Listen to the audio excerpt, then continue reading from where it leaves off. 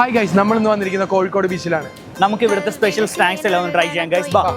കടലമ്മ മുത്തണക്കര കോഴിക്കോട്, അൽവ മനസ്സുള്ളൊരി കോഴിക്കോട്, വേണേ കണ്ടോളി ചങ്ങായി നമ്മടെ കോഴിക്കോട്. കായ വറുത്ത് തരാടോ, കറുമുറ വയറ് നിറച്ച് കഴിച്ചോ, ദം ബിരിയാണി കഴിച്ച പിന്നെ സംഗതി. ഗൈസ്, നമുക്ക് ഇന്ന് ഇവിടുത്തെ സ്പെഷ്യൽ കാടമുട്ട ട്രൈ ചെയ്യാം. കൽബില് തേനൊഴുകണ കോഴിക്കോട്.